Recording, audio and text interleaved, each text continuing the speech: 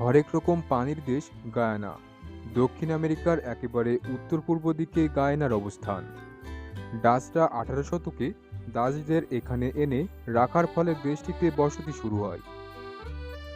গায়ানার আয়তন 2,14,969 বর্গ কিলোমিটার।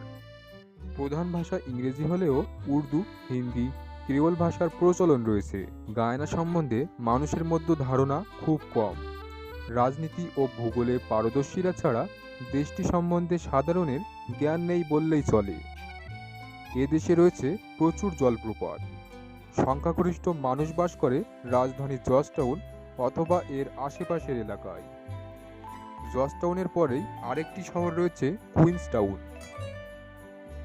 ব্রিটিশরা 1838 সালে তাদের প্রয়োজনে ভারত থেকে প্রচুর শ্রমিক শ্রেণীর মানুষ নিয়ে আসে। এই দলে উর্দুভাষী ও শিক্ষিত কিছু মুসলমান ছিল। তাদের মাধ্যমে গায়ানায় ইসলামের প্রসার ঘটে। তবে এরও আগে গায়ানায় মুসলমানরা এসেছে বলে ইতিহাসে পাওয়া যায়। আফ্রিকান দাসদের মধ্যে যাদের গায়ানাতে আনা হয়েছিল তাদের মধ্যেও কিছু মুসলমান ছিল। গায়ানার কুইন্সটাউন জামে মসজিদ হল দেশটির অন্যতম পুরাতন মসজিদ। আফগানরা ওই মসজিদ নির্মাণে নেতৃত্ব দেন। নেতৃত্ব দানকারীর মধ্যে খান নামের একজন কোরআনের হাফেজ ছিলেন। বর্তমানে কুইন্সটাউনে জামে মসজিদ দেশটির সবচেয়ে বড় মসজিদে পরিণত হয়েছে। একসঙ্গে প্রায় 1000 মুসল্লি নামাজ পড়তে পারেন এখানে। গায়ানায় মুসলমানদের মধ্যে ভারতীয় উপমহাদেশের রীতিনীতির অনেক কিছুই বিদ্যমান।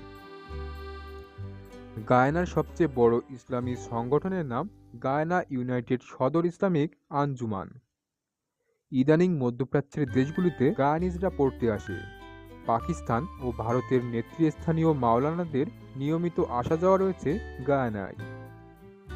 এমনকি ভারত পাকিস্তানের শিক্ষকরা সেখানে যান পড়ানোর জন্য। বর্তমানে গায়ানায় 150টির মতো মসজিদ রয়েছে। এছাড়া গড়ে উঠেছে দেওবন্দি ধারার বেশ কিছু কওমি মাদ্রাসা।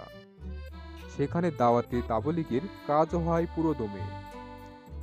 1936 সালে প্রতিষ্ঠিত হয় the Islamic association of British Guyana.